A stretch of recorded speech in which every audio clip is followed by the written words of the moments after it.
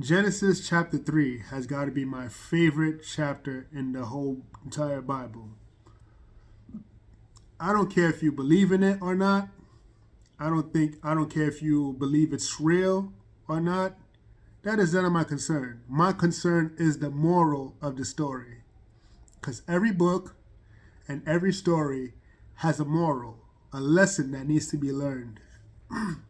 So, God said you can eat of every fruit in the Garden of Eden except the fruit that comes from the tree of the knowledge of good and evil.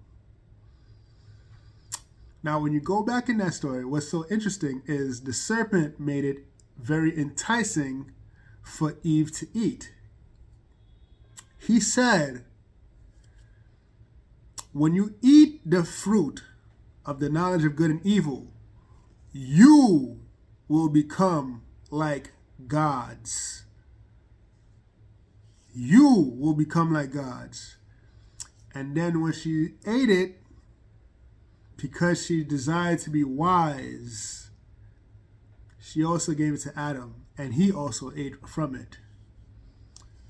Now, what's interesting is most people will argue God was trying to hide knowledge from Adam and Eve. He didn't want them to become like gods. That's a bold-faced lie. His intention was always to make Adam and Eve like him, like gods. Why do I say this? He said you could eat everything except for that fruit of the knowledge of good and evil. You know what everything included? The tree of life. If they ate from it, they would live forever. And God never forbade them to eat from that tree. That means they had access to the tree of life.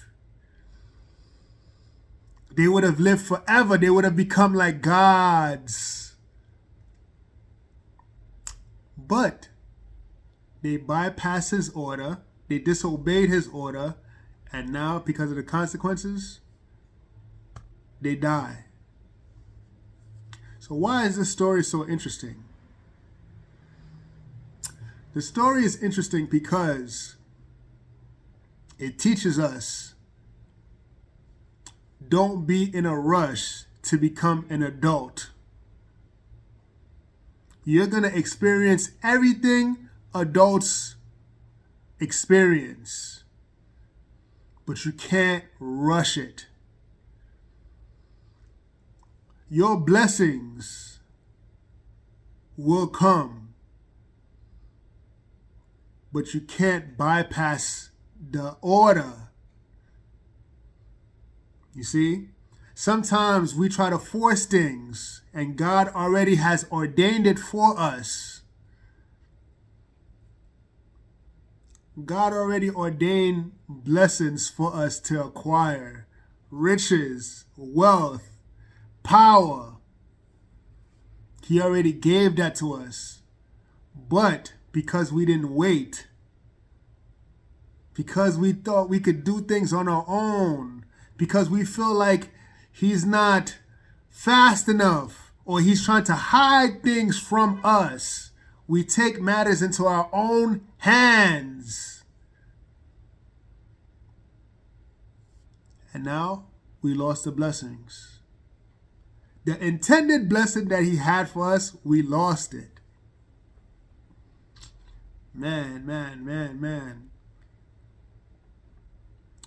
And the thing is, too, there was nothing wrong with the tree of the knowledge of good and evil. There was nothing wrong with it. It was just a simple command. The minute you disobey, you know the difference between right and wrong. I'm going to prove it to you. You tell a child, don't touch the cookie in the cookie jar. Okay, mommy, I won't do it. You leave. And then when you come back, you see the child is trying to get his hands inside the cookie jar. But then when the child realizes you're there, what's the first thing the child does? He's automatically surprised. She is automatically, oh man, I got caught, right? That means they know better because the instruction was given. The minute you instruct a child not to do something and they do it and they get caught is the day they know the difference between good and evil.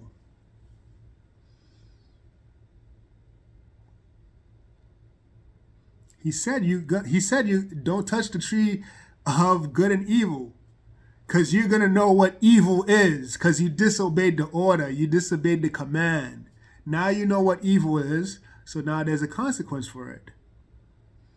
Now you have to be evicted out of your home, evicted out of your sanctuary, evicted out of your blessing. And thus, this is how we are. You see, the minute we disobey God's order, you know what you're saying?